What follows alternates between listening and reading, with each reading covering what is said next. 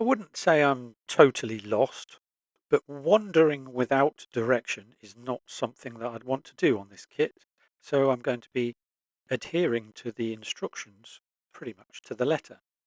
So by cutting or snipping out the chassis side frames with an implement of your choice, we'll begin, not by putting stuff together, but by cleaning up the edges. It's as important on this as any plastic kit, probably more so on this because there are a lot of tabs and slots to be connected together. There's also some rivet detail that needs to be pushed through. We'll do that with a pointy thing and a bit of a hammer. Then we can identify on the frets the spacers and parts for other sub-assemblies that are going to complete the chassis. There was quite a lot of bending and forming at this stage, and those parts that I couldn't get with the bending tool, I used some flat-nosed pliers. Although it's probably not necessary, I like to then run a little bit of solder into those folded joints. When we first started, we cleaned all of the frets, and that makes it a lot easier. A little bit of heat applied, and that solder just runs straight in there. Obviously, after we're finished, we can then clean up with a file. Eventually, we end up with all of our sub-assemblies and spacer parts folded and soldered, ready to be clipped together.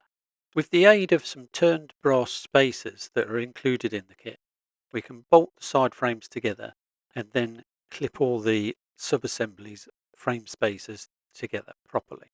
Eventually, I managed to work out how all these pieces clipped together. Now, I put all of the pieces on individually at first and then took them all off. And then my plan was to solder them on one by one, which was a complete mistake. I should have left all of the pieces in place and soldered them collectively. What I did think was a good idea, though, was to, instead of soldering the length of the joint, I soldered the tab that came through the other side. The heat and the solder then flowed through that tiny gap right into the corners of all of the joint. As before, with a file, I'll take off the excess solder and the top of the tab that poked through, down to the point where it was almost an invisible joint. The middle two frame spacers I put in but didn't solder, and that's because in the instructions it mentions the motor and gearbox that isn't included in the kit may well foul those braces. So I didn't put them in.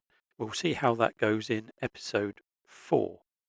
Before that, in part 3, we'll deal with the wheels. Now that may be some time because I'm waiting for some sprung horn blocks to arrive. As soon as they do, I'll get that video out. So far, this thing has been what I would term challenging, although it only took me about a day and a half to get as far as we have. Like I said, I am quite enjoying it and it is going quite well. That's it for this one.